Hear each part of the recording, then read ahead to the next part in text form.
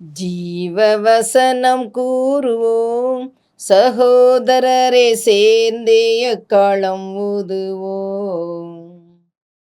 கர்த்தருடைய நாமம் மைமைப்படுவதாக. இந்த நாளிலும் ஜீவ வார்த்தை ஒன்றை நாம் கேட்போம். யோவான் எழுதின சுவிசேஷம் 8வது அதிகாரம் 26ஆம் வசனம் இப்படி சொல்கிறது: உங்களை குறித்து பேசவும் நியாயம் தீர்க்கவும் எனக்கு அநேக காரியங்கள் உண்டு. என்னை அனுப்பினவர் சத்தியமுள்ளவர். நான் அவரிடத்தில் கேட்டவைகளையே உலகத்துக்கு சொல்லுகிறேன் என்றார். இந்த வசனத்தை வாசிக்கும் பொழுது ஒரு பதம் என்னுடைய சிந்தையை கவர்ந்தது. என்ன? என்னை அனுப்பினவர் சத்தியமுள்ளவர். இன்னைக்கு பிதா, குமாரன், பசுத்தாவி என்கிற திரித்துவ தேவனை புரிந்து கொள்ளாத ஜனங்கள் நிறைய பேர் இருக்கிறார்கள். பிதா ஒருவர் உண்டு, அவரை தவிர வேறொரு தேவன் இல்லை என்று எண்ணுகிறவர்கள். குமாரன் ஒருவர் உண்டு, அவரை தவிர பிதாவோ பரிசுத்தாவியோ இல்லை என்று சொல்லுகிற இன்னொரு கூட்டம். இந்த வசனம் என்ன சொல்லுகிறது? என்னை அனுப்பினவர். அதான் முக்கியம்.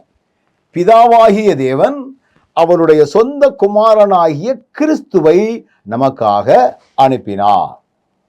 ஒருவேளை நான் என்னுடைய மகனை என்னுடைய வேலை சம்பந்தமாக நான் ஒரு இடத்திற்கு அனுப்பினால், அவன் போகிறவன் அங்க போய் அவனாகவே சுயமாக எதையும் செய்யாதபடி என்னுடைய கான்டாக்ட்ல இருந்து கொண்டு வாட் கேன் ஐ டூ, அடுத்து நான் என்ன செய்யணும், இப்போ இப்படி நடந்துகிட்டு இருக்குது, அடுத்த ஸ்டெப் என்ன அப்படின்னு நாங்கள் கொடுக்கிற அந்த தகப்பனார் கொடுக்கிற அட்வைஸ், ஆலோசனையின்படி செய்கிற மகன்.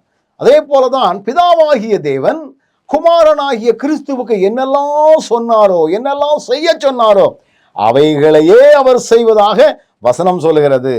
அங்க சொல்லுகிறார் பாருங்கள், நான் அவரிடத்தில் கேட்டவைகளையே உலகத்துக்கு சொல்லுகிறேன். அப்போ இயேசு கிறிஸ்து சொல்லக்கூடிய வார்த்தைகள் எல்லாம் பிதாவினால் அருளப்பட்டவை. அப்போ இயேசு கிறிஸ்துவே சொன்னாலும் அது பிதா சொன்னதை போல அவர் சொன்னதைத்தான் நமக்கு சொல்லுகிறாரு. இந்த காரியங்களை தெளிவாக அறிந்து கொண்டால் நாம் பிதாவோடும் அவருடைய குமாரனாகிய கிறிஸ்துவோடும் சரியான ஐக்கியம் வைத்துக் கொள்வதற்கு தேவையான கிருபைகளையும் பலனையும் தந்து ஆண்டவர் நம்மை வழிநடத்துவாராக.